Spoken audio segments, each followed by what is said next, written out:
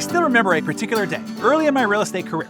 As a young, eager agent, I was enthusiastically striding down the office hallway, lockbox in hand, ready to step out into the field. Along the way, I bumped into a senior colleague, a man known for his considerable success in the industry. He looked at the lockbox and then at me and asked, "Where are you off to, Darren?"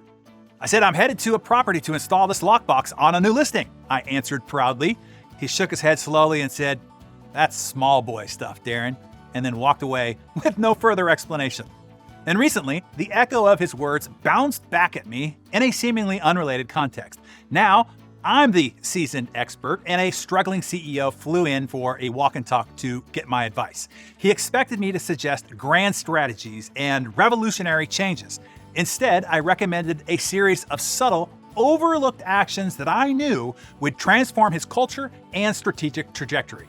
The doubtful look in his eye made me have to explain further to help him delineate between actual small boy stuff and the stuff that seems like small boy stuff, but is actually the big stuff. The kind of stuff that makes a massive impact on relationships, culture, and performance. Powerful catalysts for success when executed consistently. I think this distinction will also be very helpful to you here this morning. All right, let's begin with what truly qualifies as small boy stuff. Borrowing the phrase from my old real estate colleague. Never mind the gender reference, just go with it here, okay? These are trivial tasks with little consequence, meaning they either A, shouldn't be done at all, or B, shouldn't be done by you at your pay grade. Trivial tasks that should be diminished, delegated, or deleted altogether. Tasks like administrative paperwork, making travel arrangements, cleaning the office, social media management, technical IT tasks, repetitive data entry, ordering office supplies, bookkeeping, etc. Unless that is your job. That's all small boy stuff to you, and a distraction and a waste of time pulling you away from the big stuff you should be doing.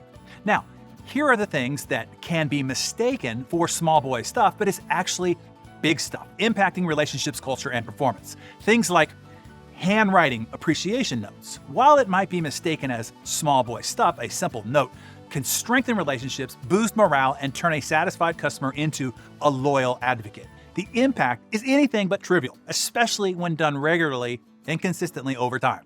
Here's another. Readily and quickly admitting when you're wrong.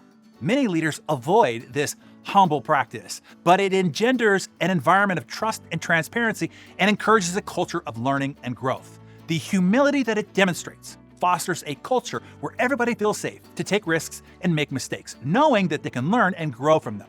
Other big stuff things masquerading as small boy stuff are things like smiling big and offering a genuinely warm greeting, having a professional presence, thoughtfully editing your emails for clarity, saying thank you and my pleasure, showing up on time, timely follow-ups, setting clear meeting objectives, setting aside time to just think, turning off notifications during focused work, reading daily, and yes, your DarrenDaily are all pivotal. Lastly, there's the art of making small daily improvements.